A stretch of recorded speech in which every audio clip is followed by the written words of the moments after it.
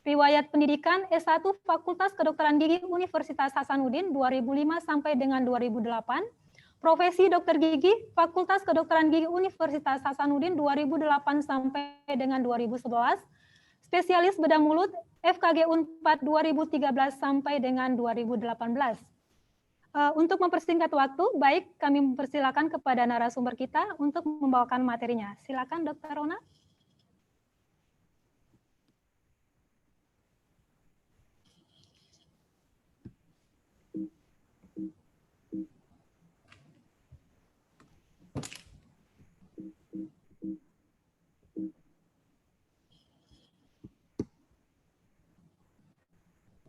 Oke, selamat sore dan salam sejahtera buat kita semua. Pertama-tama saya ingin mengucapkan terima kasih kepada PB PDGI, terkhususnya kepada PDGI Cabang Kendari atas terlaksananya kegiatan ini. Terima kasih juga tak lupa saya sampaikan kepada para teman-teman dokter gigi yang bersedia mengikuti kegiatan ini, beserta para masyarakat yang sudah hadir.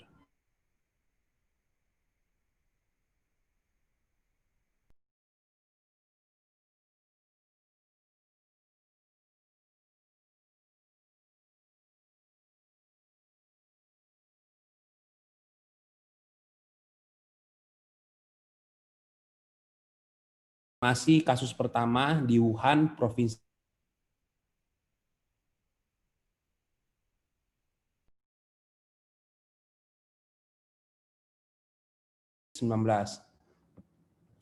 Kasus COVID-19 pertama kali ditemukan atau terkonfirmasi di Indonesia pada tanggal 2 Maret 2020.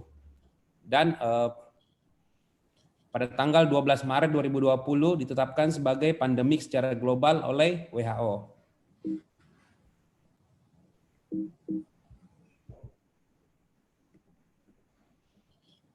COVID-19 sendiri memiliki kategori beberapa, yaitu pertama kasus suspek. Kasus suspek ini adalah pada orang-orang yang baru pulang dari bepergian, contohnya ke negara-negara yang memiliki tingkat infeksius kasus corona tinggi, atau pada pasien-pasien baru melakukan perjalanan dengan menggunakan angkutan umum, atau pada pasien-pasien yang habis melakukan kegiatan dengan berkerumunan. Yang kedua yaitu kasus probable. Kasus probable ini adalah pada pasien-pasien atau orang-orang yang memiliki kontak erat dengan kasus yang terkonfirmasi atau kasus yang sudah dinyatakan sebagai positif COVID-19. Sedangkan kasus konfirmasi atau kasus terkonfirmasi positif itu adalah pasien-pasien yang sudah ditetapkan positif dengan pemeriksaan swab. Nah, pasien-pasien dengan kasus konfirmasi ini ada dua macam, yaitu pasien dengan gejala yang dirasakan, yaitu kita sebut dengan pasien dengan simptomatik, atau pada pasien-pasien yang tidak memiliki gejala, atau kita sebut dengan asimptomatik. Nah, apa saja gejala-gejala pada pasien yang menderita COVID-19 ini? Pertama yaitu batuk. Sudah kita ketahui bahwa batuk salah satu gejala yang paling umum atau paling dapat mudah kita kenali pada pasien yang memiliki riwayat COVID-19. Berikutnya adalah demam. Misalnya pasien-pasien yang terkonfirmasi positif ini memiliki demam yang dengan suhu tinggi. Berikutnya itu pasien dengan mudah kelelahan atau mudah capek. Berikutnya pasien mengalami gejala yaitu nyeri atau ngilu pada sendi-sendi gerak pada tubuh.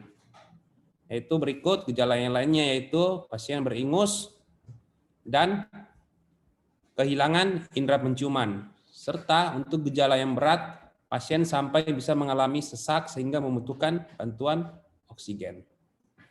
Nah, bagaimana cara transmisi atau penularan dari COVID-19 ini? Transmisi atau penularan dari COVID-19 ini bisa berupa yang sering kita biasa droplet atau aerosol. Droplet ini adalah butiran atau partikel-partikel yang lebih besar daripada aerosol. Nah, partikel ini dapat dihasilkan pada saat kita bernafas ataupun batuk. Jangkauan dari droplet ini yaitu minimal 1 meter sampai dengan 6 meter. Transmisi atau penularan berikutnya yaitu bisa pada berupa sentuhan permukaan material. Seperti kita lihat di sini, jenis-jenis material seperti besi, kayu, kertas, kaca, dan plastik. Ini pada material-material seperti ini rata-rata virus ini dapat bertahan 4-5 hari pada permukaan tersebut. Jadi apabila pasien yang terkonfirmasi positif menyentuh atau memegang material tersebut, maka virusnya itu masih bisa bertahan pada material tersebut paling lama sampai 5 hari. Nah, bagaimana cara pemeriksaan atau metode pemeriksaan COVID-19? Metode pemeriksaan COVID-19 ini ada 2 macam, yaitu pertama dengan menggunakan rapid test atau swab test. Ada yang bertanya, dok, apa perbedaan antara pemeriksaan rapid test dengan PCR atau swab test? Dari metode untuk pemeriksaan rapid test itu dapat menggunakan alat rapid test, sedangkan pada swab itu harus dilakukan pada laboratorium khusus. Untuk sampelnya sendiri, pada swab test itu sampelnya diambil dari lendir pada pangkal hidung dan tenggorokan. Sedangkan pada rapid test dapat diambil pada darah dari ujung jari. Untuk lama pemeriksaannya sendiri, untuk swab test, ini lama pemeriksaan hasilnya itu bisa keluar dari beberapa jam hingga beberapa hari. Yang paling cepat sekarang itu yang rata-rata itu 1 hari sudah bisa keluar hasil. Sedangkan pada rapid test itu hasilnya lebih cepat, dapat dalam hitungan menit maupun jam. Untuk biaya sendiri, pada swab test ini harganya jauh lebih mahal dibandingkan rapid test. Sedangkan fungsi dari masing-masing pemeriksaan ini, untuk rapid test ini sebagai penegak atau penentu apakah pasien ini terkonfirmasi positif atau negatif COVID-19. Sedangkan rapid test ini hanya sebagai penyaring karena yang diperiksa pada rapid test ini adalah antibodi dari tubuh pasien.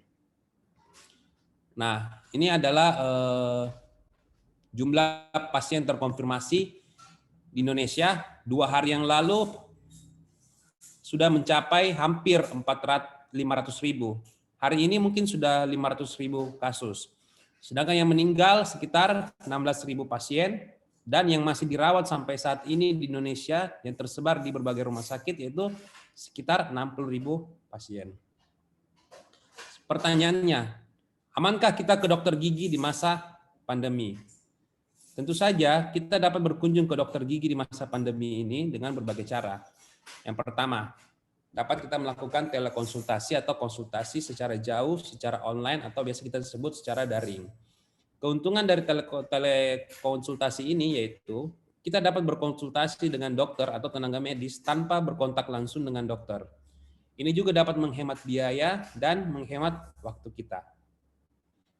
Apabila kita mengalami kasus-kasus emergensi yang tidak dapat ditunda atau tidak dapat dilakukan secara online, maka kita dapat berkunjung ke dokter gigi. Kasus-kasus emergensi apa yang mengharuskan kita berkunjung? Itu pertama, perdarahan yang tidak terkontrol atau perdarahan yang sangat banyak. Yang kedua, nyeri atau sakit hebat yang disertai dengan pembengkakan pada daerah mulut maupun kepala dan leher. Berikut, bengkak yang mengganggu pernapasan. Apabila pasien mengalami bengkak dan mengalami sesak napas atau kesulitan bernapas, maka ini harus segera berobat ke dokter gigi dan tidak dapat ditunda. Dislokasi sendi rahang atau bergesernya sendi rahang. Serta yang terakhir, adanya gigi yang lepas secara mendadak. Nah, apabila kita harus ke dokter gigi, bagaimana protokol atau cara yang tepat dan aman kita berkunjung ke dokter gigi, terutama pada saat pandemi ini? Yang pertama, kita dapat membuat janji dengan dokter gigi sebelumnya. Jadi kebanyakan sekarang baik rumah sakit maupun klinik itu sudah memberi nomor kontak sehingga pasien-pasien yang ingin berkunjung atau berobat dapat membuat janji sebelumnya. Hal ini bertujuan untuk mengurangi kerumunan pada ruang tunggu pasien dan pasiennya bisa diatur waktu antara pasien pertama dan pasien berikutnya. Pada saat berkunjung ke dokter gigi, beberapa aturan protokol kesehatan yang harus ditaati baik dari pihak pasien maupun pihak klinik, yaitu pertama, pasien wajib menggunakan masker dan melakukan cuci tangan sebelum berobat. Dilakukan pengukuran suhu pada klinik atau rumah sakit, yaitu pasien dengan batas maksimal 38 derajat Celcius yang diizinkan berobat. Pasien menunggu di ruang tunggu sambil mengisi formulir gejala infeksi COVID. Atau pasien dapat menunggu di dalam mobil atau ruang khusus yang berjarak dengan pasien lain sambil mengisi formulir gejala COVID. Nah, pada formulir ini nanti terdapat beberapa poin mengenai gejala atau penyakit yang saat ini sedang dirasakan oleh pasien. Apabila pada pemeriksaan suhu didapati 38 derajat lebih, maka perawatan pada hari itu harus ditunda kecuali kasus-kasus emergensi. Nah, para dokter gigi ataupun di rumah sakit untuk mencegah terjadinya penularan COVID-19 ini juga sudah harus melakukan berbagai poin penting seperti pembagian zonasi. Pembagian zonasi ini seperti zona kuning atau zona merah. Zona kuning ini adalah pada daerah-daerah yang memiliki risiko tertular COVID rendah seperti ruang tunggu. Sedangkan pada daerah-daerah zona merah yaitu pada daerah yang memiliki tingkat penularan tinggi seperti pada ruang praktek.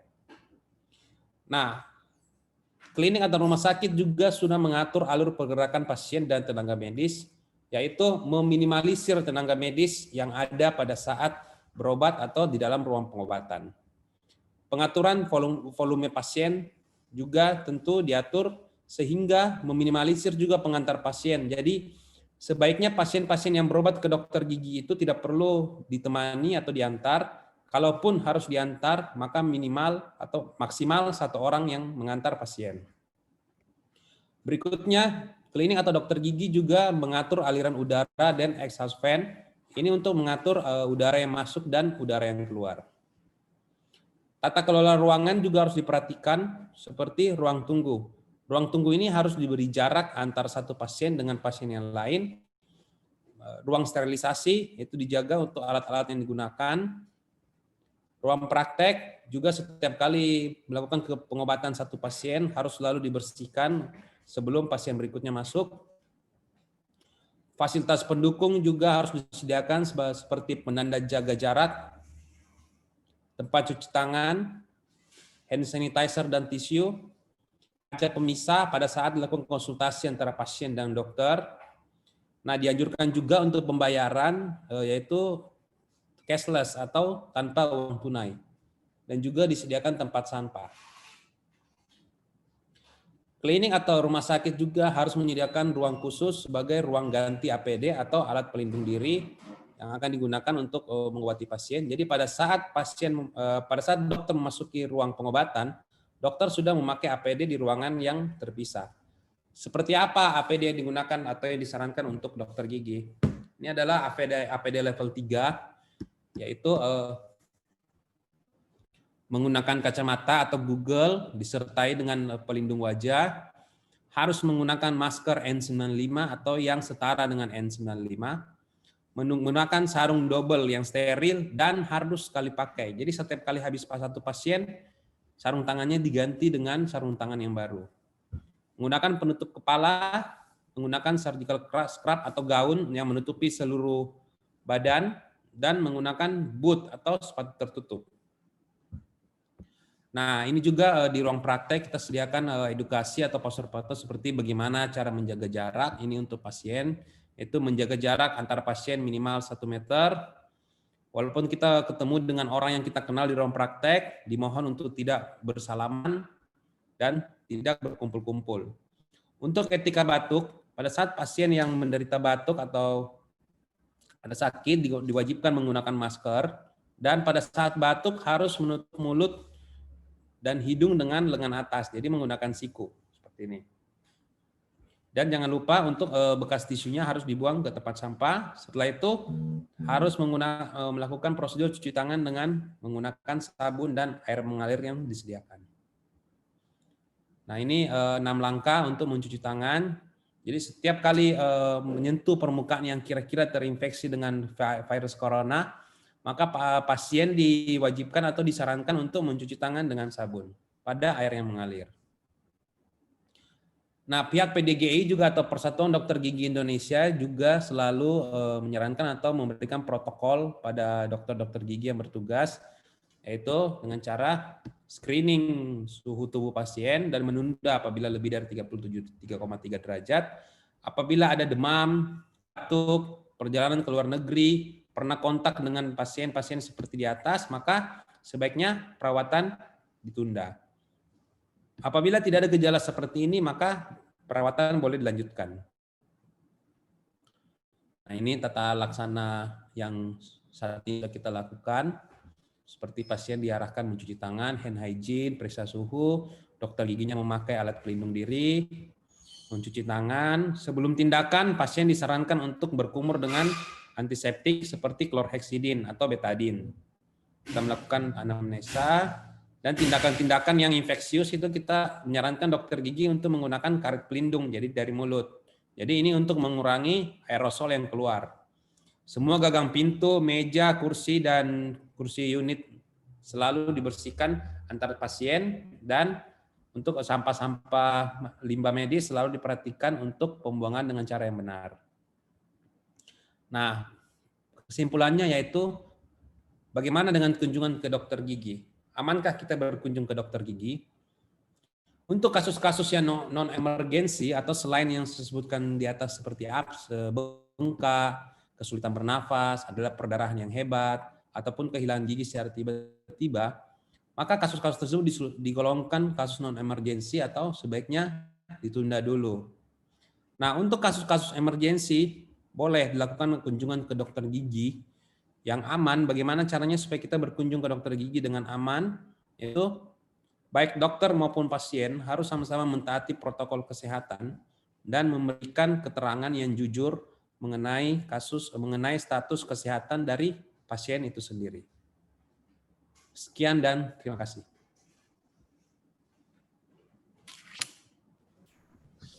Baik, terima kasih Dr. Ronald. Demikianlah tadi pemaparan dari narasumber kita yang pertama.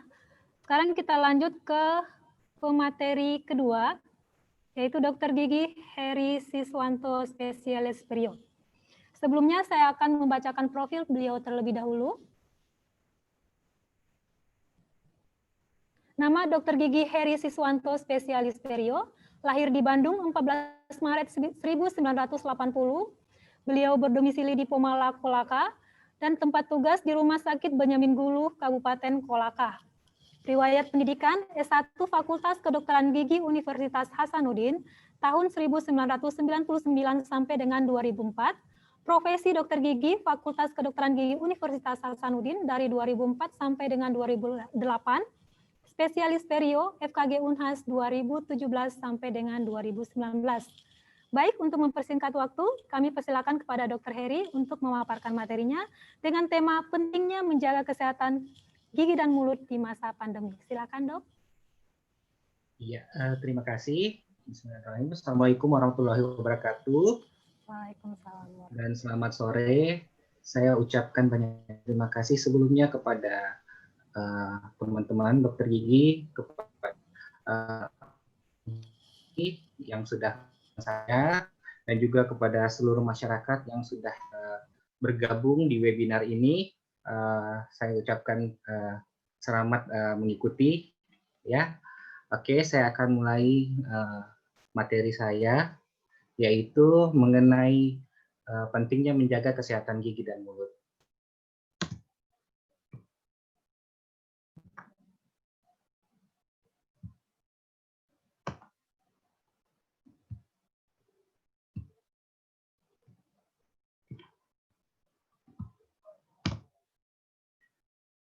Ya, oke. Ini apa sih coronavirus ini? Ya, tadi sudah dijelaskan ya secara panjang lebar oleh dengan pemateri pertama. Jadi saya hanya mungkin rewind saja. Oke. Kasus coronavirus ini di Indonesia ini kasus positifnya tadi sudah disebutkan juga. Dia sudah hampir mencapai 500.000 orang ya. Di bulan November ini, di mana tingkat kematian ini sekitar lebih dari 15.000 orang. Nah, penderita di coronavirus ini kebanyakan ini merupakan orang yang dengan status tanpa gejala. Nah, kenapa bisa banyak terjadi penularan? Karena penyakit ini atau virus ini sangat mudah sekali ditularkan. Terutama pada saat berbicara, bahkan hanya dengan bernapas kita bisa menularkan virus ini. Oleh karena itu, kita sekarang memasuki kondisi dengan new normal atau yang disebut dengan melaksanakan protokol kesehatan 3M. Apa saja protokol kesehatan 3M itu? Yang pertama yaitu tentunya menjaga jarak minimal 2 meter dengan orang lain atau kita harus menjauh dari kerumunan orang. Yang berikutnya yaitu selalu melakukan cuci tangan di bawah air yang mengalir dengan menggunakan sabun. Dan yang terakhir yaitu menggunakan masker. Ya, sekarang yang menjadi pertanyaan itu adalah apa sih hubungannya antara kesehatan mulut dan gigi ya dengan protokol kesehatan ini? Ya, oke. Yang pertama itu kita bahas mengenai bau mulut. Ya, bau mulut ini dapat mengakibatkan efek psikologis bagi seseorang. Ya, dia bisa jadi malu karena efek dari bau mulut tersebut.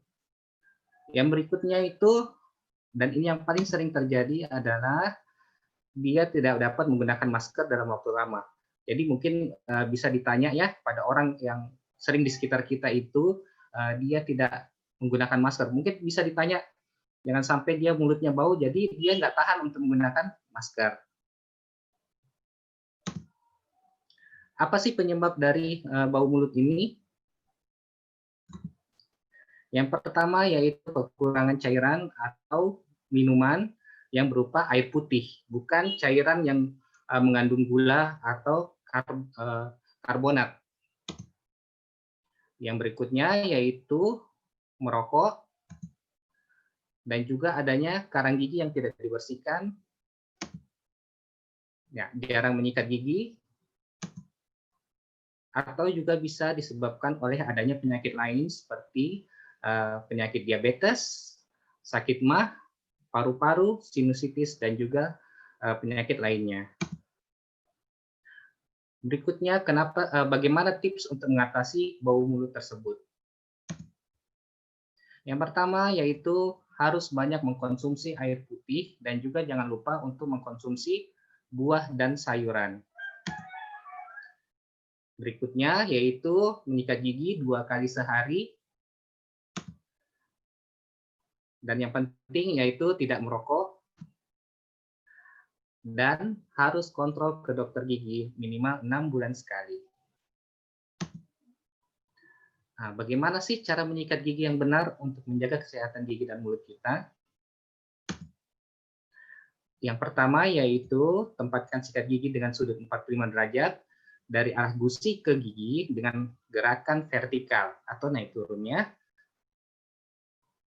Ini dilakukan dengan tekanan yang lembut, jangan terlalu keras. Berikutnya yaitu sikat seluruh permukaan gigi bagian dalam, luar, samping dengan gerakan yang memutar. Pastikan sampai ke daerah belakang yang paling sulit dijangkau. Berikutnya yaitu sikat permukaan gigi dengan gerakan maju mundur. Dan yang terakhir yaitu sikat permukaan dalam gigi dengan arah vertikal atau gerakan yang mencungkil. Nah, ini adalah tips untuk melakukan sikat gigi. Yang pertama itu sikat gigi dilakukan selama minimal 2 menit, 2 kali sehari, pagi setelah sarapan dan juga malam sebelum tidur. Ya, itu tadi yang saya sebutkan, jangan menyikat gigi terlalu keras. Kenapa? Karena dia bisa menyebabkan terjadinya resesi gusi. Ya, apa sih itu resesi gusi? Yaitu gusinya dia karena tekanan yang terlalu kuat, dia bisa terbuka dan jadinya gigi akan terasa ngilu. Dan yang terakhir itu jangan lupa untuk mengganti sikat gigi minimal 3 bulan sekali. Keluhan yang paling banyak terjadi setelah bau mulut itu yang tadi, itu adalah gigi yang berlubang atau penyakit karies. Apa sih itu karies? Karies itu merupakan penyakit pada gigi yang berupa merusaknya jaringan keras email gigi. Apa sih akibatnya ketika gigi kita mengalami karies? Yang pertama adalah gangguan estetik atau gangguan penampilan. Nah, ini terutama apabila terjadi karies pada gigi di depan. Yang berikutnya, gigi terasa sensitif atau sering terasa ngilu, baik itu kena makanan atau minuman yang asam, yang dingin, ataupun yang panas. Berikutnya itu terjadinya sakit gigi. Nah, sakit gigi ini karena kariesnya tidak dirawat sehingga lubangnya semakin besar, kena saraf gigi, makanya dia sakit. Dan apabila dibiarkan, dia bisa menjadi bengkak atau giginya itu sudah bernanah. Nah, apa penyebab dari gigi berlubang itu? Ada 4 hal yang bisa menjadi penyebab gigi bisa berlubang. Yang pertama, dari gigi itu sendiri, dari struktur giginya, dari komposisi emailnya, dan juga dari posisi giginya, seperti gigi yang berantakan, yang berjejal, itu dapat menyulitkan pembersihan, sehingga kotoran-kotoran itu dalam mulut itu tidak bersih secara keseluruhan setelah disikat giginya. Kemudian berikutnya adalah sisa-sisa makanan dapat keluar tadi itu setelah dilakukan sikat gigi. Berikutnya apa? Yaitu bakteri. Bakteri dalam mulut kita itu banyak bakteri, ya. Nah, ini kalau tidak sering dibersihkan, maka dia akan selalu menumpuk dan dia akan sama dengan ketiga hal ini, dia dalam satu waktu, ya, waktunya tidak singkat, dia bisa berbulan-bulan bahkan bertahun-tahun, dia akan menyebabkan gigi berlubang. Nah, bagaimana sih proses terjadinya karies? Ya, ini ilustrasinya gigi yang sehat, gigi yang normal, tidak berlubang. Kemudian berikutnya, bila tidak dibersihkan, sering gigi, dia akan menjadi lubang.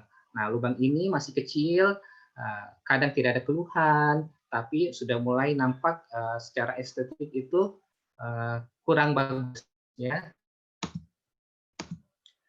Berikutnya, apabila tidak dirawat gigi yang berlubang kecil tadi itu, dia akan semakin besar. Nah, biasanya semakin besar dari lubang ini sudah mulai terasa ada keluhan, seperti rasanya ada rasa-rasa ngilu, sudah mulai sering masuk makanan. Jadi tapi belum ada rasa sakit, ya. Apabila dibiarkan, dia akan semakin besar dan ini akan menjadi lubangnya semakin besar ini akan mencapai pulpa atau mencapai saraf gigi. Nah, di sini akan terasa mulai dari keluhan ngilu yang tajam sampai rasa sakit. Dan apabila tidak dirawat lagi, biasanya dia akan menjadi bernanah atau abses. Ya. Apa saja sih perawatan gigi berlubang ini atau karies gigi ini? Yang pertama itu bisa dilakukan langsung penambalan gigi apabila giginya lubangnya masih belum mencapai saraf gigi. Apabila dia sudah mencapai saraf gigi, maka perlu dilakukan perawatan saluran akar atau saluran saraf gigi. Ya, apabila giginya sudah luas, maka perlu dilakukan penutupan email gigi ini dengan yang namanya gigi palsu. Gigi palsunya itu berupa apa? Berupa mahkota gigi yang sewarna dengan gigi. Jadi estetiknya tetap bagus. Apabila gigi tersebut sudah tidak bisa ditolong lagi, sudah rusaknya sudah sangat luar biasa, maka jalan terakhir adalah dilakukan pencabutan gigi. Penyakit berikutnya yaitu penyakit radang gusi. Radang gusi ini terbagi atas 2 penyakitnya. Yang pertama pada gusi saja. Jadi dia belum ada keterlibatan tulang seperti di penyakit berikutnya, yaitu penyakit periodontitis, di mana terjadi peradangan pada daerah gusi dan juga pada daerah tulang rahang kita. Apa sih penyebab dari radang gusi? Ya, yang pertama dan yang paling utama itu karena tidak rajin untuk menyikat gigi. Dan ini paling sering terjadi di masyarakat Indonesia. Faktor berikutnya yang mempengaruhi penyebabnya adalah antara lain adanya terjadi perubahan hormon, baik pada wanita hamil, pada orang yang mengalami stres, atau juga pada remaja-remaja dalam masa pubertas. Berikutnya yaitu kebiasaan merokok. Kebiasaan merokok ini sangat merusak jaringan gusi karena jaringan gusi itu adalah jaringan lunak dan dia sangat rentan terhadap kerusakan iritasi dari bahan zat aditif dari rokok dan juga dari suhu asap rokok tersebut. Berikutnya yaitu terjadinya kekurangan nutrisi, termasuk di sini adalah vitamin. Selanjutnya yaitu adanya infeksi virus atau jamur pada rongga mulut kita. Kemudian adanya penyakit-penyakit tertentu, antara lain seperti HIV, penyakit AIDS, atau juga leukemia, dan juga diabetes. Bagaimana sih proses terjadinya radang gusi? Ya, jadi proses pertama dimulai itu terbentuknya apa yang disebut dengan plak. Plak ini berupa lapisan tipis. Ini biasanya terdiri dari sisa-sisa makanan atau mineral-mineral dari air ludah kita. Jadi itu kalau tidak dibersihkan maka dia akan menjadi lapisan tipis berupa plak. Ya, plak ini bisa dikeluarkan, bisa dihilangkan dengan cara sikat gigi yang baik dan benar. Apabila plak ini tidak dihilangkan dengan sikat gigi, lama-lama dia akan semakin menumpuk menjadi yang namanya karang gigi. Karang gigi ini dia itu sangat keras, jadi mengeluarkannya itu harus dengan scaling namanya. Jadi dia tidak bisa ada cairan atau apapun yang bisa mengeluarkan ini karang gigi ini. Ya, karang gigi ini apabila dibiarkan, dia akan menjadi radang gusi atau yang disebut gingivitis. Jadi ada peradangan di daerah sekitar leher gigi atau perbatasan antara gusi dengan gigi kita. Berikutnya, apabila tidak dirawat, di sini akan terjadi penyakit yang namanya periodontitis atau disertai dengan kerusakan tulang kita. Jadi kadang ada orang itu giginya bagus, tidak ada lubang, tapi goyang-goyang giginya. Ya, itu tulangnya sudah rusak. Dan yang terakhir, biasanya kalau tidak dilakukan perawatan pada penderita dari periodontitis ini, maka biasanya gigi tersebut akan lepas.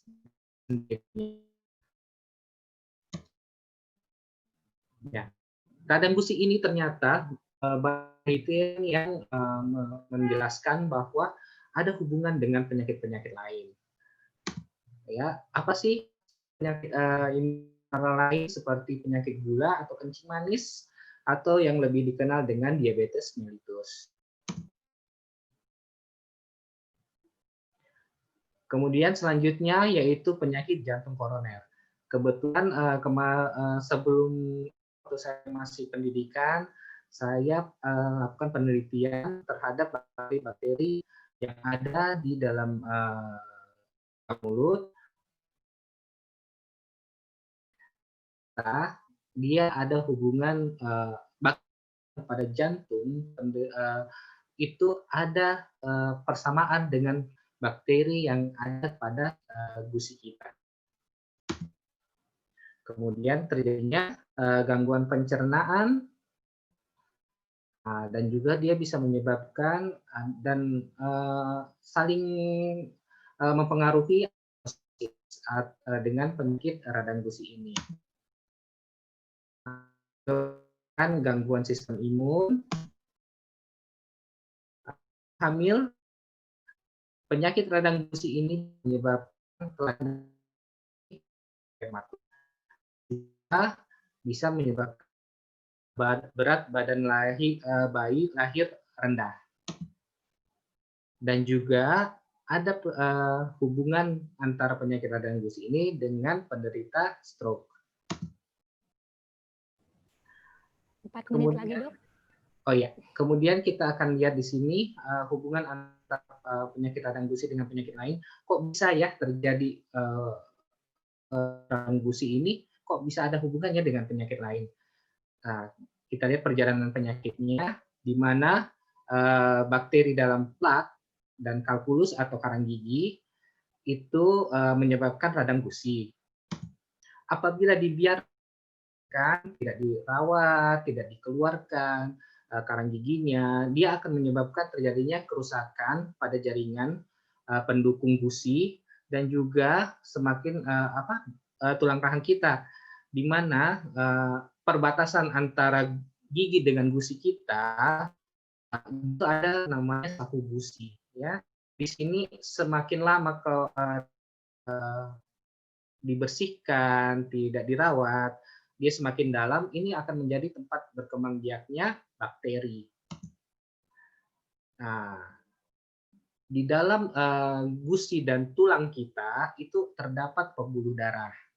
Nah, apabila bakteri tersebut tidak dikeluarkan, tidak dirawat, bakteri ini bisa masuk ke dalam sistem peredaran darah kita.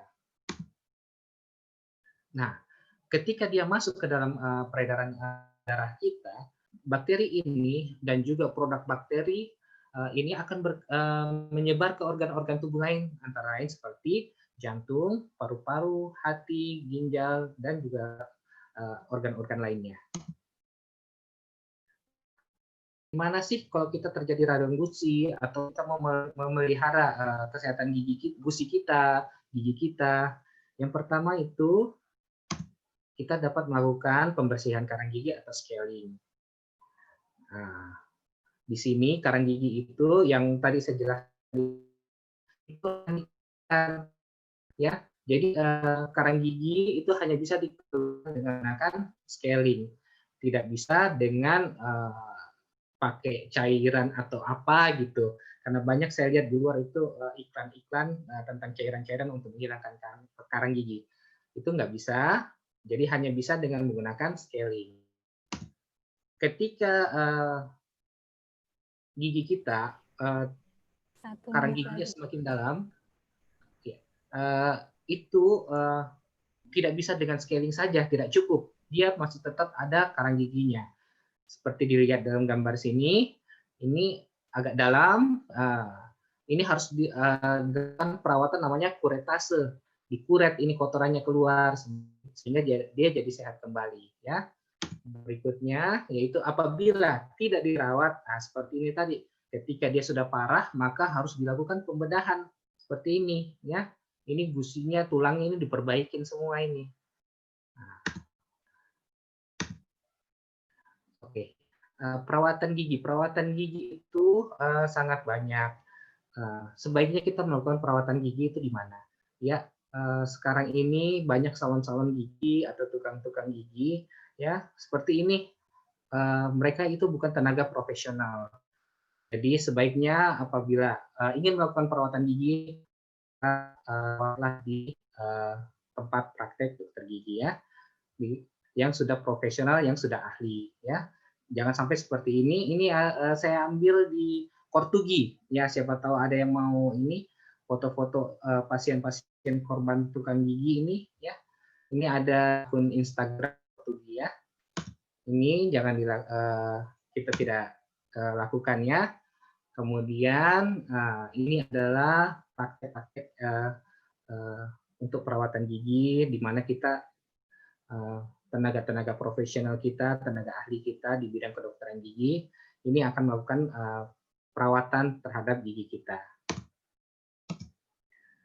Ya, di mana praktek dokter gigi itu bisa melakukan perawatan berupa tambal gigi, cabut gigi, pembuatan gigi palsu, termasuk veneer gigi, mahkota gigi, pembersihan karang gigi, atau juga pemasangan kawat gigi. Ya, tidak bosan-bosannya saya mengingatkan untuk selalu mengunjungi dokter gigi Anda minimal 6 bulan sekali. Ya, senyum yang indah ini dimulai dari perawatan yang sangat sederhana, yaitu sikat gigi di rumah kita 2 kali sehari, pagi dan malam. Dan jangan lupa untuk melakukan perawatan ke dokter gigi.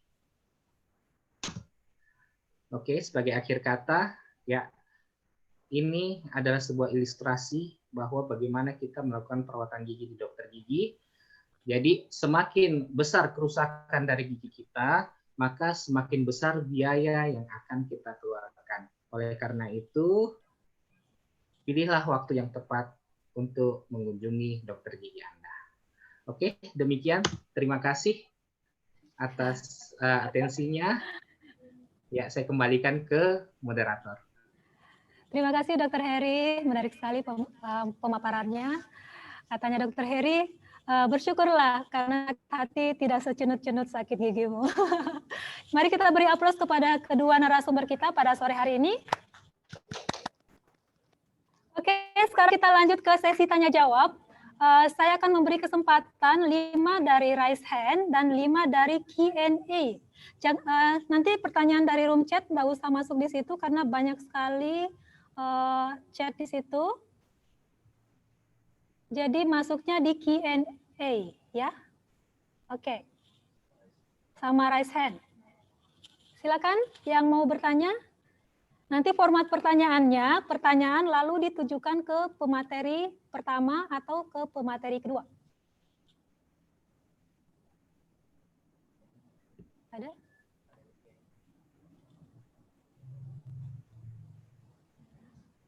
Ini ada pertanyaan, Dok, dari Dokter Gigi Andi Asmira. Pertanyaannya untuk Dokter Gigi Ronald. Dok, bagaimana tips dan trik untuk pembagian sonasi di ruang kerja yang sempit, misalnya di ruang puskesmas, Dok, dengan ukuran 3 x 3 meter, Dok? Pak, langsung dijawab sama Dokter Ronald. Silakan, Dokter Ronald. Terima kasih kepada Dokter Asmira. Sebenarnya untuk pembagian sonasi ini, tetap juga kita harus perhatikan dengan perputaran udara, Dok. Jadi kalau misalkan memang ruangannya sempit, yang pertama itu untuk perputaran udaranya saja sendiri udah susah. Jadi udara yang masuk dengan udara yang keluar itu tidak seimbang. Terus kalau untuk pembagian sonasinya, ya baiknya memang tetap disekat, Dok. Jadi sekatnya itu dari bawah sampai full, Dok, dari lantai sampai ke dinding, ke atap. Biasanya kan kalau di puskesmas itu apalagi yang sempit biasa pembagian ruangannya itu hanya setengah saja. Kalau misalkan kayak gini mungkin untuk pembagian sonasi, kalau misalkan untuk di beberapa puskesmas, untuk mensiasati ukuran yang sempit ini, Dok, biasanya untuk ruang tunggunya itu tidak di dalam ruangan, Dok. Nah, biasanya di depan poli gigi itu atau di depan klinik, ruang tunggunya di situ, Dok, di ruang terbuka. Jadi kursi antara pasien itu diatur berjarak dan pasiennya menunggu di situ.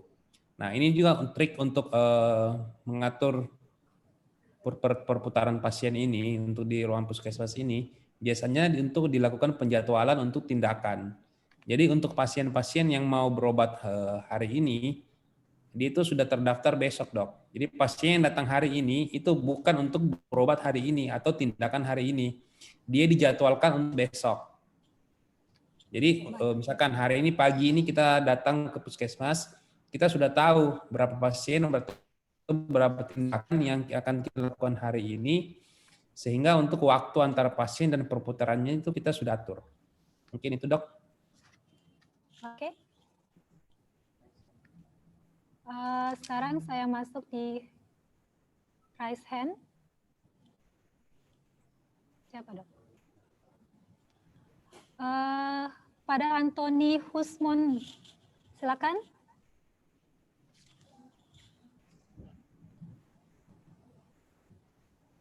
Bapak Anthony Husmon, silakan bertanya. Oh, Dokter Gigi. Pada Dokter Gigi Anthony Husmon, silakan bertanya, Dok.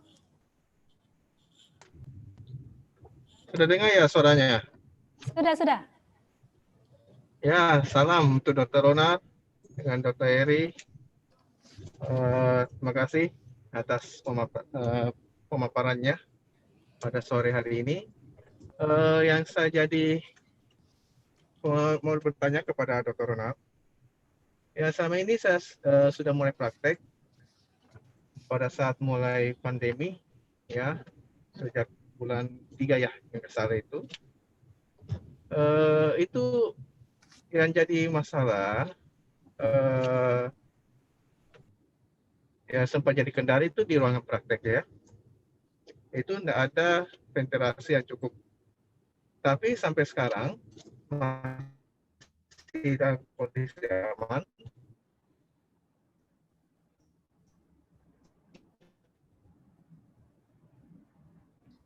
Ya, kurang mendukung saya, tapi sampai sekarang kondisi saya masih tetap kondusif, artinya belum terdeteksi COVID. Sempat juga sesudah lakukan swab test, kali tidak jadi, artinya hasilnya negatif. Apakah ventilasi itu mendukung nggak dalam proses pandemi COVID? Apakah ventilasi mendukung nggak di pandemi COVID-19 ini? Maaf ya, saya lagi mengendarai mobil, mungkin saya ini agak putus, Dok.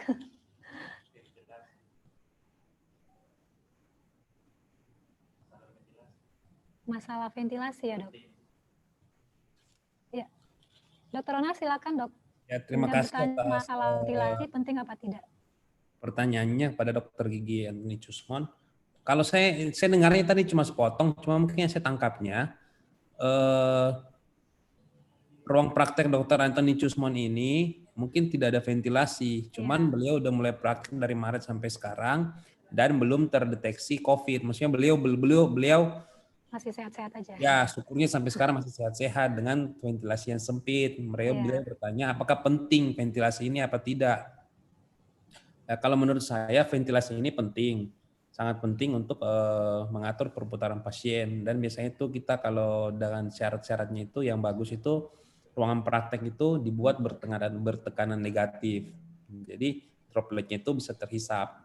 Nah, kalau misalkan masalah Dr. Husmon bertanya kok sampai saat ini beliau masih sehat-sehat, ya itu patut kita syukuri. Karena kita juga sekarang ini untuk Indonesia ini sudah termasuk transmisi lokal, Dok. Jadi COVID ini bukan barang yang jauh lagi. Di samping kita bisa tidak tahu apakah dia COVID. Bahkan kita sendiri pun, banyak teman-teman saya yang bahkan tidak menyadari kalau dia itu sendiri sudah pernah terkena COVID.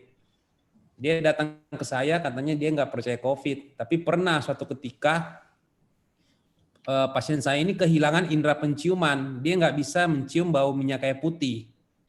Dia nggak percaya minyak kayu putihnya, dia beli minyak kayu putih yang lebih asli lagi, dan dia nggak bisa cium juga baunya. Nah, 1 minggu kemudian penciumannya itu kembali. Nah, dari sini kita bisa simpulkan bahwa memang untuk pasien-pasien COVID ini ada yang bergejala dan ada yang tidak bergejala. Yang berbahayanya yaitu pada pasien-pasien yang tidak memiliki gejala. Dia tidak sadar bahwa dia COVID atau dia menderita corona, dan dia kemana-mana, dia membawa virus itu jalan-jalan bersama dia kemana-mana. Nah, itu yang sangat kita khawatirkan. Tapi untuk ventilasi dan persyaratan-persyaratan lainnya untuk di klinik gigi, sebaiknya kita penuhi untuk mengurangi penularan atau transmisi dari coronavirus itu sendiri. Sekian, terima kasih. Oke, baik. Terima kasih, Dr. Ronald. Kita lanjut ke pertanyaan berikutnya, ini dari room chat untuk Dr. Heri ya. Assalamualaikum warahmatullahi wabarakatuh. Mohon izin bertanya, apakah gigi goyang yang sudah parah yang disebabkan oleh periodontitis ini dapat dirawat, Dok? Oh iya. Silakan Dokter Heri. Oke. Ini pertanyaan dari Purnomo Aji. Iya, terima kasih atas pertanyaannya.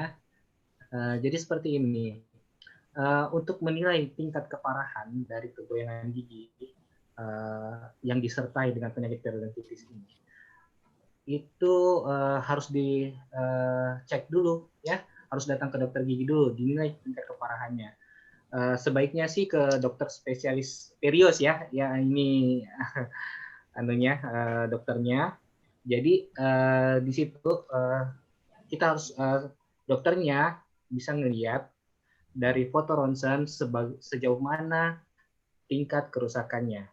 Biasanya ketika gigi masih ada tulangnya, jadi gigi masih bersandar di tulang, itu insya Allah masih bisa. Tapi ketika gigi sudah tidak bersandar di tulang, ya istilahnya dia melayang-layang di dalam gusi saja, itu sudah dipastikan tidak bisa lagi dirawat. Ya, kurang lebih seperti itu. Oke, baik. Baik, Dok. Kita lanjut ke pertanyaan berikutnya. Dari Bapak Muhlis, Assalamualaikum. Maaf Dok, mau nanya gimana perawatan dan pengobatan gigi permanen yang sudah keropos pada anak usia 10 tahun. Mungkin ini Dokter Heri kali ya. Ya, silakan Dok. Iya. Oke. Waalaikumsalam warahmatullahi wabarakatuh. Oke. Jadi pada anak usia 10 tahun itu masih dalam fase gigi bercampur ya. Jadi sudah ada gigi permanennya dan juga masih ada sudah gigi permanen dan juga masih ada gigi anak-anaknya. Nah, pada gigi permanen anak-anak yang usia 10 tahun ini itu sudah bisa langsung dilakukan perawatan di dokter gigi. Ya, bisa langsung dilihat lagi sama dokternya. Nah, kalau misalnya perlu perawatan saraf, maka dilakukan perawatan saraf dulu, baru ditambal. Tapi kalau belum kena sarafnya, giginya bisa langsung ditambal. Ya, jadi tidak perlu dilakukan perawatan saraf. Nanti jadi Bapak bawa aja ya ke ini anaknya ke dokter gigi untuk dilihat langsung sama dokternya. Oke, ya. Mungkin itu saja ya. Terima kasih. Baik, Dokter. Kita lanjut ke pertanyaan berikutnya. Ada dari Mbak Ainun. Oh, Dokter Gigi. Dokter Gigi Ainun Bazira. Assalamualaikum Dok, mau bertanya apa sakit gigi dapat menyebabkan kontraksi pada ibu hamil? Ini ditujukan kepada siapa ini? Ya, Waalaikumsalam warahmatullahi wabarakatuh. Nah, ya, sakit gigi itu sebenarnya bukan penyebab langsung ya dari kontraksi pada ibu hamil. Jadi sebenarnya inilah apa biasanya orang yang sakit gigi itu kan dia selalu berkuat, dia selalu halo, hilang ya, halo, ya, bagus. kedengaran, oh iya, kedengaran. Ya, oke. Jadi dia bukan penyebab langsung dari kontraksi pada ibu hamil, ya, tapi tetap makanya seorang ibu hamil itu harus periksakan giginya secara berkala ke dokter gigi, mulai dari sebelum dia hamil sampai dia hampir melahirkan. Supaya di situ kita bisa lihat bagaimana perkembangan kesehatan giginya. Karena banyak itu saya lihat ibu hamil yang tiba-tiba lubang giginya pada saat masa kehamilan. Ya. Nah, itu semua harus datang langsung di prakteknya dokter, harus dokter periksa dan langsung dirawat dok ini giginya. Ya. Kalau memang keluhannya sakit, ya dilihat lagi apa sakitnya, ya. Jadi dia ini bukan penyebab langsung ya pada kontraksi pada ibu hamil, dok ya. Oke, baik dok, terima kasih. Kita lanjut ke pertanyaan berikutnya, ada dari Raise Hand, Q&A ya. Ntar saya pilih dulu. Dari Dokter Gigi Kardiani Latif. Ya, tanya dok, adakah tanda khas kondisi gigi dan mulut pasti COVID dalam rongga mulut? Bisa dijawab oleh kedua dokter katanya. Silakan, Dok. Siapa Dokter duluan Ronald, ini? Dokter Ronald dulu deh. Iya. Ada nggak sih manifestasinya di dalam rongga mulut, Dok, untuk pasien COVID nih? Halo, ya. Halo, iya, kedengaran, Dok. Terima kasih atas pertanyaannya dari Dr. Karin Latif. Kalau untuk manifestasi yang bisa langsung kita pastikan itu COVID, sampai saat ini saya belum dapat protokolnya, Dok. Kalau misalkan seperti kita dapati ini di mulut berarti ini COVID, itu sampai saat ini belum. Tetap protokol untuk menentukan pasien itu COVID atau tidak itu yaitu pertama gejala dan tetap harus dikonfirmasi dengan pemeriksaan swab test. Oke, sekian, Dok. Oke, baik, Dok, terima kasih. Mungkin Dokter Heri bisa tambahkan, Dok? Iya, jadi memang sih banyak ya yang mempertanyakan apakah ada gejala COVID dalam program mulut kita. Itu sangat banyak sih yang bertanya seperti itu kepada kami. Jadi sampai detik ini, sampai saat ini belum pernah ada penelitian atau literatur yang menyebutkan bahwa ada manifestasi dari COVID ini. Tetapi untuk penularannya itu sangat-sangat tempatnya virus berkembang itu salah satunya ya di dalam rongga mulut kita. Jadi kita harus sangat berhati-hati ya, Dok ya, ketika kita praktek atau kita menangani pasien, karena di sini tempat nomor satunya lah itu ketika pasien saja buka mulut, itu sudah keluar dari situ, Dok. Tapi tidak ada gejala atau tanda klinis ya yang dalam hal penyakit dalam rongga mulut. Seperti itu. Oke, baik, Dok. Terima kasih atas jawabannya. Kita lanjut ke pertanyaan berikutnya. Kayaknya tadi ada raise hand ya. Dokter, siapa tadi, Dok? Itu banyak sekali nih. Dokter Gigi Rahmawati. Dokter Gigi, ya silakan, Dok.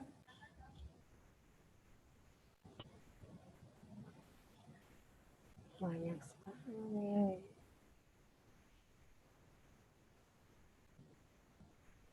Dokter Gigi Rahmawati. Oke, kita skip lagi.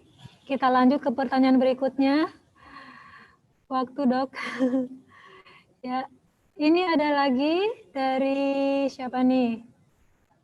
Iin Fajrul Huda. Silakan, Dok. Halo, Dokter Iin Fajrul Huda. Oke, kita skip ya. Kita lanjut ke Q&A. Ini ada pertanyaan dari Dokter Gigi Endang Zaini. Assalamualaikum, tanya dokter, pada umur berapa anak harus mulai melakukan perawatan gigi ke dokter gigi? Siapa nih yang mau jawab nih? Dokter Heri mungkin? Oh ya, oke, saya ini jawab ya. Jadi pada umur berapa anak harus mulai melakukan perawatan ke dokter gigi? Yaitu sesegera mungkin. Jadi ketika gigi anak sudah mulai tumbuh, bisa dibawa ke dokter gigi. Mungkin bisa diajarkan sama dokter giginya cara menyikat gigi pada bayi, ya. Jadi sejak awal, sejak dini sudah diperkenalkan mengenai kebersihan gigi dan mulut, ya. Oke. Baik, dokter, kita lanjut lagi ke pertanyaan berikutnya. Ini dari Ibu Melisa. Assalamualaikum, dokter. Mengapa bisa penyakit seperti diabetes, MA, dan lain-lain bisa menyebabkan bau mulut? Nah, dokter Heri lagi nih. Kayaknya banyak ya ini. Penggemarnya banyak ini. Dok. Waalaikumsalam warahmatullahi wabarakatuh. Ya, memang sih ini penyakit diabetes ini memang sangat berhubungan erat dengan ini ya, dengan penyakit radang gusi. Jadi terjadi perubahan ya, perubahan dalam tubuh kita akibat menumpuknya kadar gula di dalam darah. Jadi ini akan mengubah struktur dari gusi kita. Nah, dari sini ini sudah dia ada mengeluarkan bau yang khas. Nah, kalau kami dokter gigi itu bisa dibilang bau apa? Bau ketong ya, apa ya itu? Bau yang susah dijelaskan lah. Yang jelas kalau dokter gigi tahu pasti. Oh ini baunya khas ini, baunya. Oh ini sakitnya diabetes, pasti baunya mulutnya seperti ini gitu. Kalau untuk sakit mah sudah jelas dia itu dari dari pencernaan ya. Ketika asam lambung naik itu biasa dia ada rasa-rasa atau bau yang keluar. Mungkin seperti itu. Oke, baik Dok. Terima kasih. Kita lanjut ke pertanyaan berikutnya. Ada yang mau tanya langsung? Silakan. Yang raise hand ada Dok? Host? Belum ada ya? Oke, kita lanjut ke room chat lagi. Ada dari, apa nih, nggak ada namanya. Dari Oppo. Selamat sore, usia, oh iya. Ini Dokter Heri lagi kayaknya. Selamat sore, pada usia kehamilan berapa bulan Dok yang aman untuk dilakukan scaling? Oke, ya selamat sore juga. Jadi scaling itu bisa dilakukan kapan saja. Mulai dari sebelum hamil sampai setelah melahirkan pun boleh, nggak ada masalah. Tindakan scaling, tindakan pembersihan karang gigi itu adalah tindakan yang aman dan sangat dianjurkan terutama pada ibu hamil. Ya, oke, mungkin seperti itu. Oke, baik. Ini ada pertanyaan lagi dari Dokter Gigi Tri Rahayu. Dok, bagaimana dengan berobat ke tenaga lain selain dokter gigi? Sekarang kan banyak yang menawarkan perawatan gigi, Dok, apalagi harga di bawah harga dokter gigi. Deh, silakan Dok. Ke Mungkin siapa ini? Dari Tri Rahayu, Dokter Gigi Tri Rahayu kayaknya nih. Untuk Dokter Ronald, Dok. Oh iya, terima kasih Dokter Sri Rahayu atas pertanyaannya. Memang saat ini banyak sih fenomena munculnya dokter orang-orang awam yang melakukan praktek kedokteran gigi. Namun hal ini kalau menurut saya untuk edukasi juga kepada masyarakat umum bahwa serahkanlah kesehatan Anda pada ahlinya. Karena kami dari dokter gigi, terutama saya dari bidang bedah mulut, banyak pasien-pasien yang berobat ke saya itu sebelumnya berobat ke tenaga lain selain medis, misalkan ke mantri gigi atau apa gitu, tukang gigi keliling. Itu banyak yang pasang gigi langsung, contoh misalkan pasang gigi langsung tanpa dicabut giginya, datang ke kita dengan giginya sudah bernanah, membusuk, bahkan menjadi tumor sehingga akhirnya rahangnya harus dioperasi. Nah, itu contoh salah satu. Terus yang kedua, pemasangan kawat gigi. Itu Dok, sebaiknya dilakukan di dokter gigi karena banyak juga sekarang orang-orang yang keliling menawarkan jasa pemasangan kawat gigi dengan garansi. Bahkan diberikan garansi 1 bulan giginya rapi. Mohon untuk masyarakat tidak tertipu dengan promosi-promosi seperti itu. Karena kalau bisa digaransi 1 bulan rapi itu sudah pasti dinyatakan tidak benar. Karena gigi itu sendiri untuk menggerakkannya kita butuh waktu. Karena gigi itu harusnya bergerak dengan tekanan tertentu dan pergerakannya sangat lambat. Apabila giginya itu dipaksa untuk bergerak cepat, maka yang ada giginya akan mati, tulangnya akan rusak, sehingga giginya akan goyang. Seperti tadi di presentasi Dr. Heri, ada gigi, ya mungkin nggak salah juga, malah dibuat lurus, benar-benar lurus seperti pagar sama tukang giginya. Akhirnya ke dokter gigi sudah terlambat, tulangnya sudah rusak, sudah bisa diselamatkan, terpaksa giginya kita cabut, dan akhirnya dipasang gigi palsu. Mungkin sekian Dok, mungkin tambahan Dr. Heri. Ya, sekarang ini ya sekarang sosial media ya sosial media yang luar biasa. Jadi banyak Korban sekali iklan, saya. Dok. Betul. Jadi itu di Instagram itu luar biasa. Bahkan endorse pun ya. Jadi selegram, terus banyak lah yang di endorse sama entah siapa gitu. Ini produknya entah aman entah nggak aman, mereka juga kan tidak ngerti. Jadi mereka ya share saja gitu. Nah, padahal ini semua wah luar biasa saya bilang ini efeknya. Dan memang banyak sekali kasus-kasus yang mempengaruhi kesehatan gigi dan mulutnya, terutama di daerah gusinya itu wah luar biasa itu. Ya, istilahnya gini, rusak semua deh tulang dengan gusinya gara-gara vinir abal-abal. Itu yang di-share Dr. Leonard. Ya, vinir abal-abal. Terus luar biasa sampai apalagi akarnya sudah kelihatan, Dok. Kawat giginya juga entah model apa gitu kan. Ya, mungkin itu. Intinya periksakan gigi Anda ke gigi, bukan ke tukang gigi. Oke, baik, Dok, kita langsung pertanyaan berikutnya. Ada dari Fitri. Silakan diaktifkan mikrofonnya, Ibu Fitri.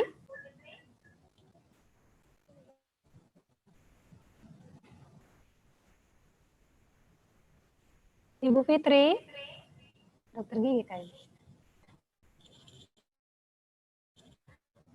Aktifkan mikrofonnya, Bu. Ya. Silakan. Kedengaran. Assalamualaikum warahmatullahi wabarakatuh. Terima kasih atas kesempatan yang telah diberikan kepada saya. Ya, pertanyaan saya ditunjukkan kepada pemateri kedua. Ya, langsung saja pertanyaannya. Bagaimana cara memperbaiki gigi anak yang patah pada usia anak 5 tahun? Ya, itu saja. Terima kasih atas kesempatan. Assalamualaikum warahmatullahi wabarakatuh. Buat dokter siapa nih? Dokter Heri, silakan, Dok. Oh iya, oke. Ya, terima kasih ya Bu Fitri ya pertanyaannya. Jadi untuk anak usia 5 tahun itu dia masih gigi anak-anak ya. Apalagi kalau misalnya gigi depan itu kemungkinan besar dia masih gigi anak-anak. Karena biasanya usia 5 atau 6 tahun itu sudah berganti menjadi gigi permanen. Tapi semoga giginya anak ibu ini masih gigi anak-anak ya Bu ya. Patah, ya nggak ada keluhan, ya nggak masalah sih sebenarnya. Tapi kalau misalnya ada keluhan sakit,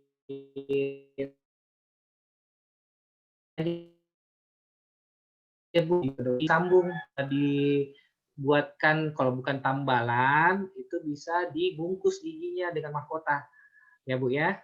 Nah, jadi tapi kalau misalnya dia gigi permanen, wah itu lebih kompleks lagi itu namanya perawatannya ya Bu ya. Itu tetap harus ke dokter gigi. Oke, baik. Baik, terima kasih dokter. Kita lanjut ke pertanyaan berikutnya, Ibu Asmawati. Silakan diaktifkan mikrofonnya, Bu. Ibu Asmawati.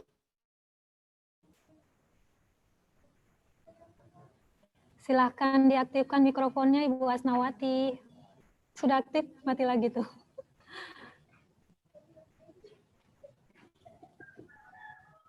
Halo. Assalamualaikum warahmatullahi wabarakatuh. Waalaikumsalam warahmatullahi wabarakatuh. Pertanyaan sama Dokter Her. Saya dokter gigi. Saya dokter gigi dari Kolaka Utara, Dok. Oh ya, maaf Dok. Soalnya nggak ditulis dokter. Pemateri Dokter Heri. Dok, saya punya pertanyaan. Siap Dok. Bagaimana Dok, seumpama ada pasien datang banyak karang giginya dan gusinya itu bengkak-bengkak Dok, dan ada rasa sakit, apakah kita bisa langsung scaling atau di premedikasi dulu Dok? Makasih banyak Dok. Assalamualaikum warahmatullahi wabarakatuh. Waalaikumsalam. Waalaikumsalam. Oke, langsung saya jawab ya. Jadi begini Dok, ketika pasien datang pertama kali, kita harus lihat kondisi pasien dulu. kondisi umum pasien.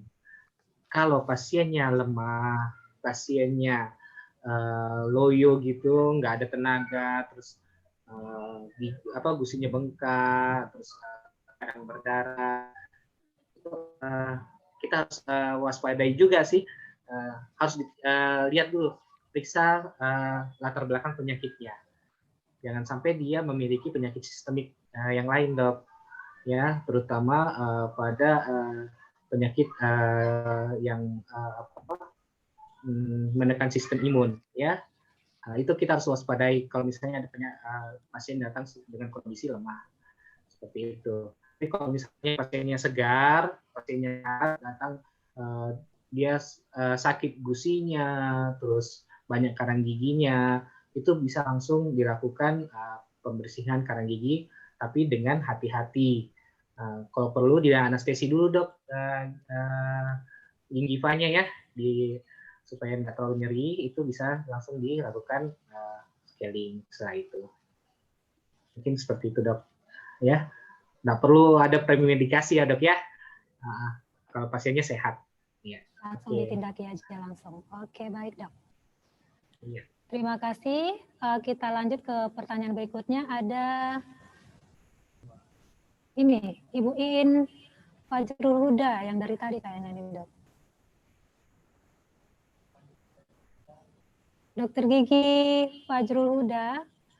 Iya, terima kasih Bu. Tadi saya bukan dokter gigi, makanya saya tadi. Oh iya, Ibu Iin, boleh silakan Bu. Ya, nanti pertanyaannya ditujukan kepada siapa? Mohon maaf tadi saya terlewat materi, mungkin ke dokter gigi Heri mungkin ya Bu ya, Bu dokter. Oh ya, boleh. Sudah tulis kolom chat. Terima kasih Bu. Saya ibu anak 6 tahun, ada dok gigi anak saya nih gingsul. Jadi saya ingin bertanya teknik merapikan gigi yang aman untuk anak saya, teknik gigi yang seperti apa, terus di umur berapa amannya. Anak saya perempuan umur 6 tahun. Terima kasih dok. Assalamualaikum warahmatullahi wabarakatuh. Baik, assalamualaikum warahmatullahi wabarakatuh. Oke, mungkin langsung saya jawab juga ya. Ya, terima kasih ya Bu ya pertanyaannya. Jadi untuk gigi anak yang umur 6 tahun atau masih ini sudah mulai memasuki ada namanya fase gigi bercampur. Jadi antara gigi dewasa sudah mulai tumbuh, ya terutama gigi depan dengan gigi ujung belakang. Gigi geraham belakang pertama itu sudah mulai tumbuh. Ya, jadi untuk merapikan ya, untuk teknik yang merapikan itu harus ke dokter gigi ya Bu ya. Ya, banyak sih pilihan-pilihan perawatan ya, selain penggunaan kawat gigi bisa juga penggunaan alat untuk yang melatih otot-otot itu juga bisa digunakan. Juga ada juga teknik yang terbaru dari Invisalign namanya ya, itu bisa juga. Tapi itu semua harus dilihat dulu Bu di dokter giginya, harus diperiksa langsung ya, jangan ke tempat lain ya Bu ya, karena takutnya malah bertambah kerusakannya Bu ya. Mungkin seperti itu. Oh, dan di umur berapa? Sudah bisa Bu dilakukan perawatannya untuk merapikan giginya, itu sudah bisa. Jadi umur 6 tahun itu sudah mulai bisa dilakukan mungkin dengan kawat gigi atau ya tergantung dari dokternya ya Bu ya. Karena harus dicek dulu anaknya ya. Mungkin itu. Oke, baik, terima kasih dok. Kita lanjut ke pertanyaan berikutnya dari Dokter Gigi Rahmawati. Ini pertanyaannya ditujukan kepada Dokter Ronald. Halo Dokter Ronald. Ya. Terima kasih ya. Berdasarkan safety-nya, menurut Dokter Ronald, kira-kira asumsi bahwa tindakan selama pandemi ini jauh lebih safe untuk ditindakan tanpa preparasi atau scaling, itu betul apa tidak dok? Karena kekhawatiran terus terang masih menghantui saya pribadi. Terima kasih atas pertanyaannya, Dr. Rahmawati. Kalau berdasarkan protokol tindakan yang dikeluarkan oleh PBPDGI, itu terdapat ada 4 jenis kategori resiko, yaitu pertama kategori resiko rendah, resiko sedang, resiko tinggi, dan resiko sangat tinggi. Kalau untuk resiko rendah, dok, itu kategorinya konsultasi. konsultasi, pemeriksaan, radiologi. Nah, tapi kalau misalkan yang termasuk tindakan resiko sedang itu yaitu pencabutan gigi, insisi abses, atau pencetakan model, Dok. Sedangkan untuk resiko tinggi itu termasuk scaling manual, Dok. Scaling manual, fissure sealant, root planning manual. Nah, sedangkan untuk tindakan scaling dengan menggunakan ultrasonik itu termasuk resiko yang sangat tinggi, Dok. Tadi pertanyaannya, kalau tindakan tanpa preparasi itu mungkin bisa masuk dalam kondisi resiko tinggi, Dok. Sedangkan untuk scaling itu termasuk resiko yang sangat tinggi. Nah, berdasarkan juga protokol dari PBPDGI, sangat disarankan untuk dokter gigi maupun pasien untuk menunda tindakan yang bersifat rutin, Dok. Jadi kalau misalkan dia scaling hanya untuk estetik atau apa gitu, itu sebaiknya ditunda dulu. Nah, lain cerita kalau misalkan dia scaling untuk tindakan misalkan akan dilakukan bedah gigi atau preprostetik, nah itu mungkin bisa dilakukan. Nah, untuk pencegahannya, untuk mencegah aerosol ini, ruangan praktek kita bisa dilengkapi dengan HEPA filter, suction extraoral, ventilasi, dengan yang paling canggih sekarang itu sangat disarankan untuk memiliki ruang praktek dengan tekanan negatif, Dok. Jadi kalau saya untuk selama pandemi ini, untuk tindakan scaling yang bersifat rutin, mungkin sebaiknya ditunda dulu. Untuk yang pasien-pasien juga yang vinir-vinir, itu untuk kecantikan misalkan, mungkin sebaiknya ditunda dulu. Belum boleh ya, Dok ya? Ya, kecuali memang ininya terindikasi sangat harus dilakukan tindakan, ya kita harus melakukan tindakan dengan protokol kesehatan dan tindakan-tindakan pencegahan yang sudah tersedia. Terima kasih, Dok. Oke, terima kasih Dr. Ronald. Kita lanjut ke pertanyaan berikutnya, masih ada waktu nih. Dr. Gigi Marcelina, yang raise hand. Dr. Gigi Marcelina, silakan diaktifkan mikrofonnya.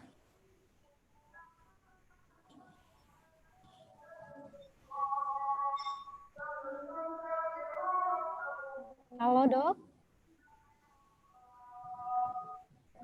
Nggak jadi. Dr. Gigi Marcelina, kita skip ya. Oke, masih ada pertanyaan lagi?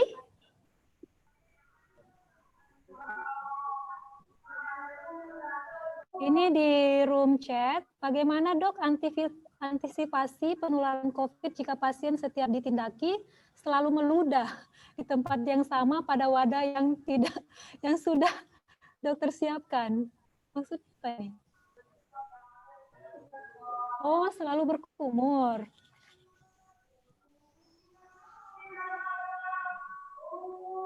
Gimana nih, Dok? Kalau kepada Dokter Heri apa dokter saya? Dokter Ronald aja nggak apa-apa. Atas pertanyaannya, ini agak susah ya. Kalau memang ada beberapa pasien yang itu dia sensitif. Ya, pertama dia sensitif. Ada yang sensitif terhadap betadin, ada juga yang sensitif terhadap latex. Latex ini sekarang ini salah satu bahan yang dipakai untuk sarung tangan, Dok. Nah, jadi kita bisa anamnesa atau bertanya kepada pasien, misalkan dia sensitifnya terhadap apa. Nah, misalkan dia sensitif terhadap latex, mungkin kita bisa mengganti sarung tangan yang tidak berbahan latex. Kalau misalkan dia sering meludah, mungkin kita harus lebih mengedukasi pasiennya untuk kalau misalkan dia mau meludah, cukup ditutup mulutnya saja, Dok. Nanti kita masukin suction di mulutnya, Dok. Jadi dia seolah-olah meludah di dalam suction, tapi dalam keadaan mulut yang tertutup. Jadi itu untuk mengurangi aerosol yang keluar yang akan mencemari ruang praktek kita. Mungkin begitu, Dok. Terima kasih. Oke, baik Dokter. Kita lanjut pertanyaan berikutnya, masih ada waktu 2 menit. Dok, bagaimana mengedukasi ke pasien bahwa periksa ke dokter gigi bisa ditunda jika tidak emergensi? Karena sampai sekarang masih banyak yang minta perawatan dengan menganggap corona tidak ada. Bahkan dokter dianggap penakut karena menolak perawatan. Makasih, Dok. Pertanyaannya untuk kedua dokter. Dokter Heri dulu, silakan Dokter Heri. Bagaimana mengedukasi pasien tuh? Ini pekerjaan paling susah ini sebenarnya. Iya. Edukasi pasien ya. Edukasi pasien itu sangat sulit. Jadi kita hanya bisa memberikan penjelasan, pengertian kepada pasien, tapi semua itu kita kembalikan pasiennya. Pasien mau menerima atau menolak dari informasi yang kita berikan, itu balik lagi ke pasiennya. Kita tidak bisa memaksakan kehendak kita, juga kehendak pasien ke kita. Ya, jadi kita nggak boleh kita hanya bisa mengedukasi saja, nggak bisa kita bilang pasien tidak boleh begini, pasti dia akan balik bilang, dokternya ini penakut nih, ngapain sih corona begitu. Padahal kita harus menjaga diri kita juga gitu. Ya. Mungkin kayak gitu ya, sedikit anunya. Jadi edukasi ke pasien memang sulit. Mungkin sangat sulit. Dari Dr. Ronald, ada tambahan? Iya, saya mungkin sama dengan Dr. Heri. Pasien punya hak untuk percaya dan tidak percaya kepada COVID, dan dokter gigi punya hak juga untuk merawat atau tidak merawat pasien, menerima atau menolak perawatan. Ini saya ada pengalaman sedikit, kemarin pas di rumah sakit itu pasien antri ada 5 orang atau 7 orang. Ngotot masuk kan, malah marah-marah, kok saya belum dipanggil dok, saya belum dipanggil. Ternyata pasien pertama saya setelah diperiksa terindikasi COVID, hasil rapid testnya positif. Dan itu tersebar dok, mesti pas di luar itu pasien heboh, ini pasien di dalam positif. Akhirnya malah pasien di luar pulang sendiri dok tanpa disuruh. Ternyata mereka juga ada juga yang mengerti, takut juga sama COVID. Tapi tidak bisa dipungkiri juga ada yang tidak percaya. Dan itu edukasi itu memang susah. Nah, tugas kita hanya sekedar mengedukasi perihal masyarakat mau menerima atau tidak edukasi yang kita berikan, itu kita kembalikan lagi ke masyarakat. Terima kasih. Oke, baik dokter. Kayaknya waktu kita sudah habis, tapi masih banyak sekali pertanyaan yang masuk, dok. Boleh ya dok ya, kalau misalkan pertanyaannya langsung konsultasi langsung aja ke dokternya. Kalau Dokter Ronald, mungkin bisa diminta di nomor teleponnya bisa dok. Karena masih banyak nih pertanyaan yang belum terjawab, karena waktu kita sudah habis. Dokter Heri juga ya dok, boleh ya? Siap. Ya boleh, silakan konsultasi langsung ke beliau. Pertanyaan-pertanyaan yang belum dijawab, karena waktunya sudah habis, baik kita masuk ke kesimpulan bahwa pemeriksaan gigi tetap aman ke dokter gigi, yaitu dengan melakukan telekonsultasi. Yang kedua, yaitu pada kasus-kasus emergensi aja, jika non-emergensi baiknya ditunda dulu. Pada kasus emergensi, silakan ke dokter gigi dengan tetap mematuhi protokol kesehatan, dengan memakai masker, menjaga jarak, dan rajin mencuci tangan. Kemudian yang kedua, memberikan informasi yang jujur kepada dokternya. Kemudian yang ketiga, baiknya kalau mau berkunjung ke dokter gigi, by appointment atau buat janji dulu. Jadi jangan langsung datang buru-buru, langsung mau diperiksa gitu ya, buat janji dulu. Kemudian selanjutnya, bagaimana sikat gigi 2 kali sehari, pagi dan malam sebelum tidur, mengkonsumsi makanan yang sehat, kurangi makanan-makanan yang manis, berkunjung ke dokter gigi minimal 6 bulan sekali, jangan tunggu giginya sampai sakit dulu baru ke dokter gigi ya. Kemudian karena semakin besar lubang giginya maka semakin jadi penting banget deh menjaga kebersihan gigi dan mulut, apalagi di era pandemi COVID-19 saat ini, karena kesehatan gigi dan mulut yang buruk dapat mempengaruhi sistem kekebalan tubuh kita, serta dapat menyebabkan masalah-masalah umum lainnya. Jadi mulut yang sehat berkontribusi terhadap tubuh yang sehat. Baik, saya sebagai moderator pada acara ini memohon maaf apabila ada kekurangan. Kami mengucapkan terima kasih banyak kepada seluruh peserta yang sudah hadir pada sore hari ini, kepada narasumber yang sudah berbagi informasi, terima kasih atas ilmunya, semoga menjadi berkah. Kepada dokter gigi, teman sejawat yang sudah hadir, terima kasih dok, dan tak lupa untuk semua panitia yang sudah bekerja keras demi terlaksananya acara ini. Terima kasih, tetap jaga kesehatan, semoga kita semua selalu dalam lindungan Allah Subhanahu wa Ta'ala. Amin ya Rabbal 'Alamin. Akhir kata, wassalamualaikum warahmatullahi wabarakatuh. Ada foto bersama, host? Enggak ada. Sudah ya. Oke, terima kasih semuanya.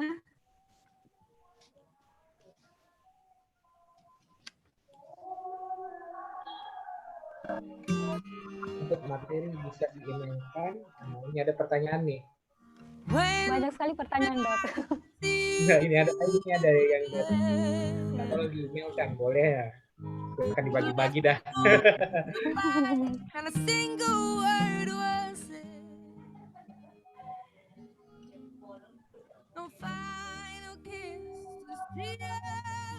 Dok Har, Ya.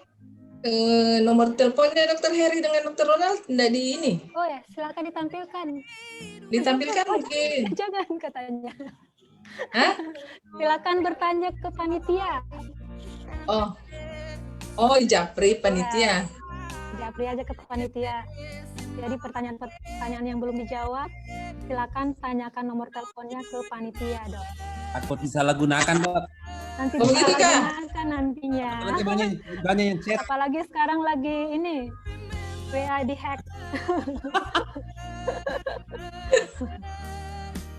Langsung saja ke prakteknya. Dr. Ronald itu berpraktek di Royal Dental Care. Kalau Dr. Heri di mana, Dok? Di Kolaka dia. Silakan konsultasi langsung ke beliau. Panitia untuk pemenang ini ada nggak?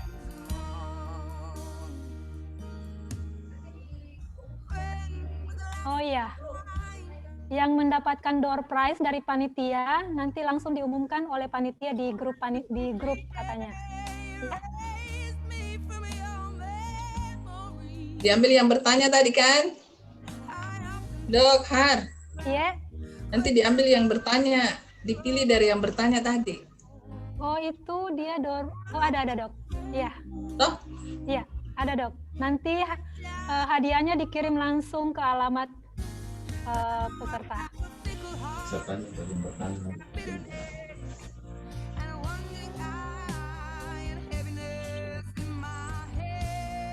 Mantap panitia ya, mantap panitia.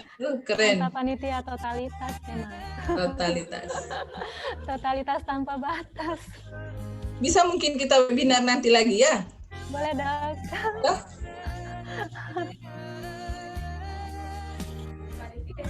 Panitia saya luar biasa ya.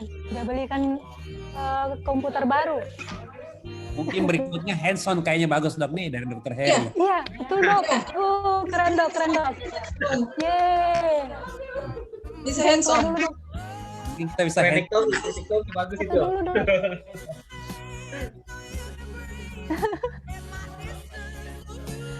Oh, Jangan keluar dulu, Dok. Weh. Luar biasa. Kita tepuk tangan buat panitia yang bekerja keras. Host juga dong, lihat dong layarnya.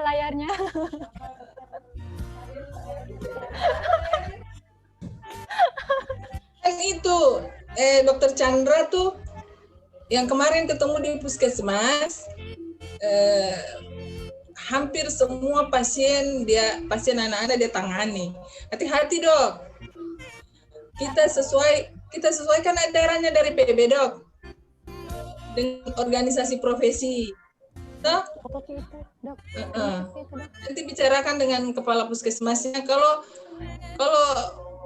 Ibu Kepala Dinas saya kira sudah mengerti. Tinggal kita edukasi ke pasien. Di Poasia, alhamdulillah pasien-pasien sudah mengerti. Kalau kita cuma sebatas premedikasi karena kita sarana prasarana tidak lengkap, akhirnya kita merujuk. Jadi saya harapkan teman-teman juga yang di FKTP, kalau di praktek ya itu kan kita bisa membiayai, melengkapi sarana prasarana. Tapi kalau di FKTP kan dari Pemda, supaya amannya enggak usahlah, kalau memang tidak memenuhi syarat enggak usahlah kita kerja. Kita merujuk ke rumah sakit yang sarana prasarananya lengkap, begitu Dok. Dok, fotopi itu dok. Tuh fotopi. Screenshot. Bagaimana caranya? Dokter Novi keren. Dokter Novi. Novi keren. Bisa dok, kita foto sama-sama situ dok. Sama-sama panitia. Kira panggil anunya. Ya, jangan keluar dulu narasumber, kita foto bersama. Namanya ala-ala. Jangan keluar dulu dok. Dokter Heri agak belakang dok, biar kelihatan semua. Ya, mantap. Ini di atas tempat tidur ini.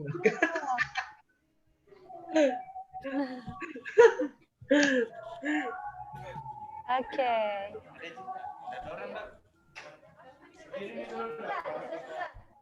Ini caranya.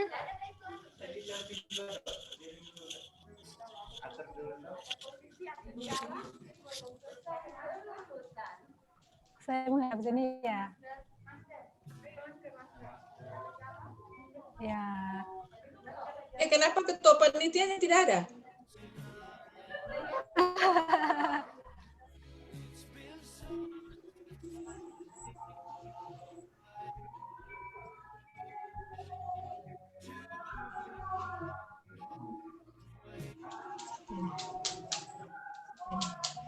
Panitia.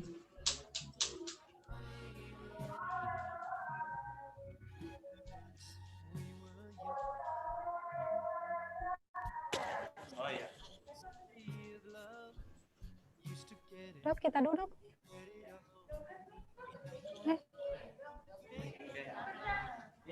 Dok, begini dulu dok, baru saya ke situ. Duduk. Iya, harusnya di depan.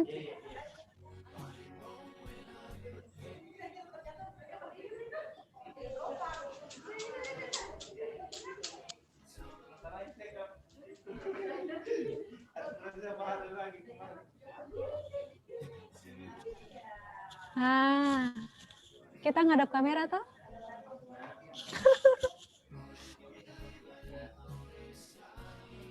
Sabar.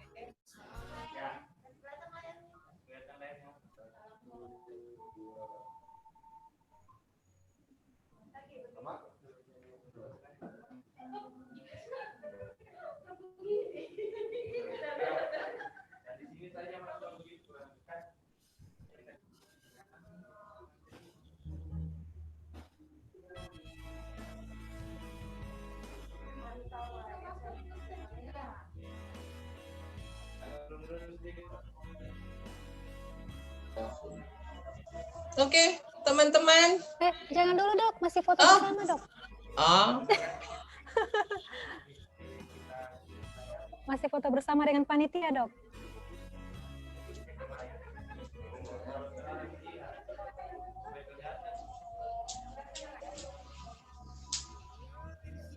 Sabar belum. Oke, senyum.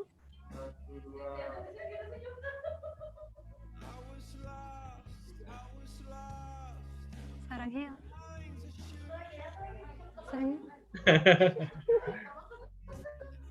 Masker Mi. Sedikit J. Mana ini tadi? Oh. Mana Bu Novi ini?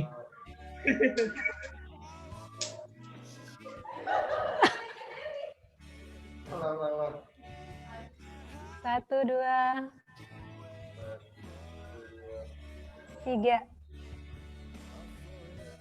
Ganti gaya lagi. Gaya biasa. Dari jauh lagi mas, supaya kelihatan semua sekalian. Kita di sini, nanti aku nggak kelihatan di situ guys. Bagaimana? Kelihatan juga tuh mas. Bagaimana ya? Layar saja tuh. Masa bikin terus kayak apa? Mudah-mudahan kelihatan, kalau nggak kelihatan biar mas.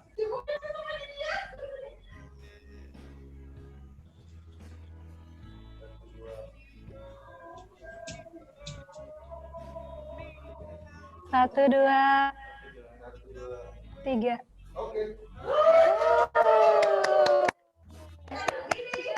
Terima kasih. Sudah, Mi? Terima Sudah? kasih, Dokter Mary. Maghrib dulu, maghrib nah. Terima kasih, Makasih, Dokter makasih, Ana. Terima kasih, Dokter makasih. Mary. Terima kasih semuanya. Konawe the best. Konawe the best. Panitianya kan Konawe ini. Iya. Oke. Ngomong-ngomong, gimana kabarnya Budi? Budi, bagaimana Iya. kabarnya? Masih banyak peserta, Dok. Masih banyak peserta. Oh iya, iya. Kita pamit ya, mau maghrib. Ya. Ya. Terima kasih banyak semuanya. Ya, makasih sayang. Assalamualaikum.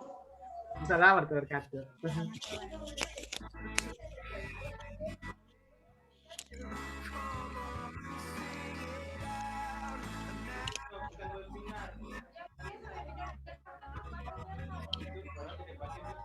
Mengganggu itu. Kemarin itu ada yang kita disuruh ikut di seminar. Itu cuma 4 juga.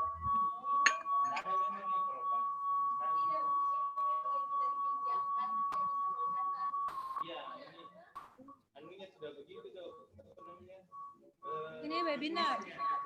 Kalau meeting Zoom beda. Kalau meeting Zoom cuma 200 orang dong. Nanti kalau hands on. Ada juga yang ada yang bertanya nih. Apa? Siapa mau bertanya sama siapa ini? Bertanya sama Dokter Chandra kayaknya.